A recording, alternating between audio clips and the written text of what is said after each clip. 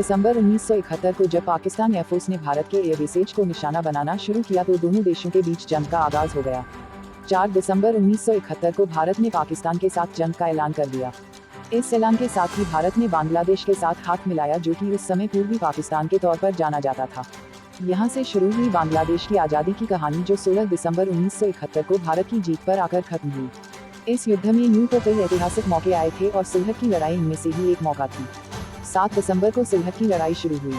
भारतीय सेना इस लड़ाई में अजेय साबित हुई। सिलहट की लड़ाई में पहली बार था जब भारत ने दुश्मन की धरती पर कोई हेलीबॉर्न ऑपरेशन चलाया था। सिलहट की जंग 9 दिनों तक चली थी। हवाई सदे के बाद 7 दिसंबर को 4/5 गोरखा रेजिमेंट, जिसके साथ माउंटेन गन और इंजीनियरों की एक टीम थी, उसने हमले की शुरुआत कर दी थी। इसके साथ ही सेना की माउंटेन ब्रिगेड भी साथ थी। Mi-4 हेलीकॉप्टर से एयरलिफ्ट किया गया था। ये हेलीकॉप्टर्स पहले से तय एक जगह पर उतरे थे। यह जगह थी मीरापुरा से बहने वाली सुरमा नदी की पूर्वी किनारा। पुल से करीब 1.5 किलोमीटर की दूरी पर भारतीय सेना ने एक ऑपरेशन चलाकर सैनिकों को एयरलिफ्ट किया था। दोपहर में हेलीकॉप्टर्स ने जब लैंडिंग शुरू की तो दुश्मन हैरान रह गया था। सुरमा नदी बांग्लादेश की सबसे शक्तिशाली मेघना नदी का ही हिस्सा है। अगर भारतीय सेना को सिलहट पहुंचना था तो उन्हें सुरमा नदी को पार करना था। दुश्मन को जैसे ही इसकी भनक लगी, उसने फायरिंग शुरू की। सिलहट में पाकिस्तान सेना के जवानों की संख्या भारतीय सेना की तुलना में 8 गुना तक ज्यादा थी। आज भी रक्षा विशेषज्ञ मानते हैं कि यह जंग ताकत नहीं, सूझबूझ, बेहतर रणनीति और हौसले से लड़ी गई थी। समय समय पर भारतीय सेना ने युद्ध का अपना तरीका और तब जाकर जीत मिली। सिलहट में पाकिस्तान के 6000 सैनिक मौजूद थे। भारतीय सेना को जो इंटेलिजेंस मिली थी उसके मुताबिक यह संख्या काफी कम थी। जब भारतीय सेना यहाँ पर पहुंची तो गलती का एहसास हुआ। सुरमा नदी पर बने पुल को पाकिस्तान की सेना ने नष्ट कर दिया था। सिलहट पाकिस्तान की सेना का वह ठिकाना था जिसकी वजह से ढाका के साथ सप्लाई रूट काफी मजबूत था। ऐसे में ढाका तक पहुंचने का रास्ता सिलहट से होकर जाता था। बिना सिलहट को जीते ढाका तक पहुंचना नामुमकिन था। सिलहट के उत्तर में मेघालय और पूरब में असम की सीमा से लगा हुआ है।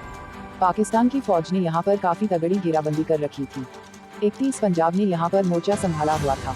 सुरमा नदी से ठीक पहले पाकिस्तानी सैनिक मौजूद थे। मुस्तैद गोरखा जवान मुख्य वाहिनी इस नदी को क्लियर करने का काम दिया गया था और वह इसे पूरा नहीं कर सकी। फिर 750 सैनिक वाली गोरखा राइफल्स को इसका जिम्मा सौंपा गया। भारत को जानकारी मिली थी कि पाकिस्तान की 202 इन्फेंट्री ब्रिगेड तो सिलहट की सुरक्षा में तैनात है, लेकिन यह सूचना गलत साबित हो गई और दुश्मन ने हमला कर दिया। युद्ध के ऐलान से पहले ही गोरखा जवान मुस्तैद थे। गोरखा जवानों ने खुखरी से पाकिस्तानी जवानों को पस्त कर दिया और पाक सैनिकों को पीछे हटना पड़ा। टॉर्च की रोशनी में लैंडिंग। अटग्राम और गाजीपुर पर जब पाकिस्तानी सेना ने कब्जा छोड़ा तो गोरखा सैनिकों के 10 हेलीकॉप्टर से सिलहट में लैंडिंग की योजना बनाई गई। गोरखा सैनिकों को हेलीबॉर्न ऑपरेशन के आदेश दिए। इससे पहले गोरखा जवान कभी भी हेलीकॉप्टर पर नहीं चढ़े थे और न ही उन्हें इसकी कोई ट्रेनिंग दी गई थी। रात करीब से 9 बजे गोरखा सैनिकों ने इसका पूर्वाभ्यास किया और रात 2:30 बजे ऑपरेशन लॉन्च कर दिया गया। प्लान के तहत 7 Mi हेलीकॉप्टर के जरिए गोरखा जवानों को हेलीकॉप्टर से लैंड कराया जाना था, मगर मुश्किल यह थी कि रात के वक्त न तो लैंडिंग हो सकती थी और न ही टेक ऑफ मुमकिन था। इसके बाद 80 टॉर्च की मदद से जमीन पर हेलीपैड का आकार बनाया गया। यह बिल्कुल हेलीपैड वाली जगह सा बना था। लैंडिंग का सिग्नल साफ नजर आया और लैंडिंग संभव हो सकी। गोरखा जवानों के हेलीकॉप्टर की आवाज सुनते हुए पाकिस्तानी सैनिकों ने अल्लाहू अकबर बोलते हुए हमला कर दिया। इसके बाद खुखरी के साथ पाकिस्तानी सैनिकों पर हमला किया गया। जिस जगह पर लड़ाई हो रही थी वहां से ढाका करीब 300 किलोमीटर दूर था। इसी दूरी का फायदा उठाया गया। जब तक पाकिस्तानी सैनिक सिलहट पहुंचते तब तक गोरखा सैनिक अपना मिशन पूरा कर देते।